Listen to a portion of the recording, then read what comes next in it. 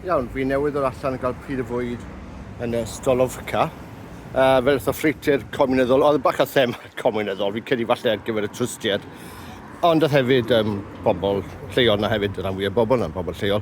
Pryd y fwyd, 125 rwbl Transnistria sydd tua 5 pint fi'n credu ges i'w. Brythyll, tat o stôn siw fatha saws, salad a ddim yn neis. A be nhw'n galw'n sydd, ond basically fatha squash. Felly, nawr dwi wedi cyrraedd Tiraspol, prifddinas Transnistria. Reit, mae hwn yn chydig bach yn gymleth. Mae Moldofa yn dod annibynnol 1991 yn torri bant o'r Undeb Sofietaidd. Mae 2 gymuned o fewn Moldofa yn dweud, wel, chi eisiau bod annibynnol o Rwsia, wel, ni eisiau bod annibynnol o chi. A un pobl yw'r Gawgaz, yn ei bod yn Abkhazia. Gewch chi weld hwnna ar fideo arall. A un arall ydy Transnistria, Prifddinas, os dwi'n gywir, felly traws yr afon Nistria. So, felly, mae Moldofa hanesyddol yn un tywysogaeth mawr, yn cynnwys beth sy'n nawr yn Gweriniaeth Moldofa, sef beth oedd yn cael ei alw'n bestad Abkhazia, a wedyn beth sy'n nawr yn rhanbarth o Romania o'r enw Moldova. Mae Rwsia yn cymryd drosodd beth sy'n nawr basically Gweriniaeth Moldofa, adeg Catrin Fawr. A wedyn mae'r tir yn eitha gwag, mae'r tir dar yn eitha gwag, ac maen nhw'n cymryd drosodd. Mae Tiraspol yn cael ei greu bob pwrpas gan filwr cadfridog i Catrin Sofietaidd, os dwi'n cofio'n iawn, ac maen nhw'n adeiladu'r dinas. Mae'r tiriogaeth yn cael rhiannu, mae Romania yn cymryd drosodd rhwng y rhyfel byd cyntaf a'r rhyfel byd. Mae Ukraine yn cymryd drosodd fel Gweriniaeth Ukraine sydd o'r rhyfel byd cyntaf. Mae'n rhan o hwnna, wedyn mae'n dod rhan o'r Undeb Sofietaidd yn iawn, achos bod Stalin yn cael Moldofa neu Bessarabia, Bukovina yn ystod pact Ribbentrop-Molotov. Reit, so mae Transnistria basically sleisen o dir yn dilyn yr afon Nistria. Dy ddim mwy na falle 20 km, 20 milltir falle ar mwyaf llydan. Ac mae'n tua, le mae'n bron i 100 milltir, sicr 100 km o hyd. So ddys i yma yn neithiwr. Oedd rhaid cael pasbort, dangos pasbort. Oedd rhaid talu ddod mewn yma yn Chisinau, yn Moldova, a wedyn rhaid talu eto i ddod mewn pan ddys i draw yma neithiwr, talu 100 lei Moldoveg sy'n ta 5 pint. A nes checio pasbort am 5 munud, dwi'n beth nhw'n neud, 10 munud yn edrych, neu fwy, dwi'n meddwl beth cweit o'n neud yn edrych arno. Do mewn, oedd y potholes yn y hewl wrth ymwyl y ffin, falle sy'n gweld bach radio ar y potholes bydd yn help, ond falle bydd yn syniad yna mwyn cynnig siw bod neb yn gallu sithro mas.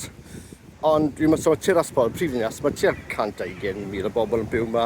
Dim ond fi'n credu 200,000, 250,000 sy'n byw yn Transnistria i gyd. So, dinas hollol Rwsieg. Mae pob dim o Rwsia, chi'n rhan o Rwsia i bob pwrpas. Bydden nhw'n offi imunod o Rwsia, a mae Ukraine yn y ffordd. Felly mae Transnistria wedi frechdan rhwng Moldova a Ukraine. Ond yn y 90au, pam dwi'n dri bod eisiau bod yn annibynnol, nath Rwsia hala trwps yma. Felly, mae Moldova ddim yn unrhyw le sefyllfa i gymryd drosodd Tiraspol a Transnistria, felly mae'n dal yma. Felly mae popeth yn Rwsieg. Mae yna cwbl ysgolion o Romaneg o be fi'n deall, ond maen nhw'n dysgu yn Moldoveg, sef yr un iaith, ond maen nhw'n goffa sgwennu Moldoveg, Romaneg yn y wyddor Cyrillic, sef wyddor Rwsia. Neu fel arall mae'n cael ei weld fel rhywbeth bod Romania trwy cymryd drosodd sy'n nonsens. Basically, y Moldova a Romania siarad o'r un iaith. Mae fel chi'n dweud bod rhaid i pobl gogledd sgwennu Cymraeg gyda wyddor Cyrillic. Felly, dyma ni. Felly, mae Transnistria i pob pwrpas yn annibynnol. Hynny yw, beth sy'n neud wlad annibynnol? Mae dan nhw arian i hunan, felly rubles. Transnistria, mae dan nhw banner hunan, sy'n gallu gweld falle fyna, banner gwyrdd a coch, gyda banner Rwsia. Mae'r tîm pêl-droed lleol yn Tiraspol yn sheriff. Mae sheriff yn gwmni sy'n bach yn garages, siopau, lot o bethau. Mae'n dweud bod e bach yn dodgy. Mae hwnna dan nhw. Mae dan nhw hefyd number plates ar y car, cywir mae Osetia, Gweriniaeth Transnistria. Chi'n gweld na weithiau, mae'n rhestr yn dweud. A dyma'r dre. Felly, mae'r dre yn lan iawn. Does dim sbwriel yma, does dim sbwriel. Dwi'n teimlo'n hollol saff. Ond ni'n teimlo'n hollol saff yn Moldofa a Romania hefyd, unrhyw brem fyna. Does na dim Saesneg yma.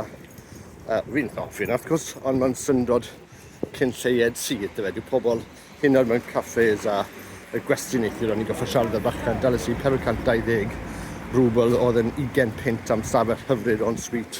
Econ sy'n moyn o'n i'n goffa siarad fe trwy Google Translate oedd e'n dweud rhywbeth yn Rwsia gyda cyfeithu llais i'r Saesneg. Felly dyna math o mae'n lle mwy na un chi'n gweld fyny siop dom cnigi felly tŷ llyfrau a chi'n gweld banner dan Transnistria gyda'r streeps melyn a du trefel. Mae yna lot fawr o stwff i wneud da'r ail rhyfel byd yma, cerfluniau, lluniau o boes di marw. Sydd tym bach yn wir, dydy Transnistria dim o'r rhyfel, dyn nhw ddim yn cymryd rhan o'r rhyfel erbyn Ukraine. Ond mae'n amlwg yn rhan, mae'n foundation myth i'r dref i ddangos bod nhw'n wahanol.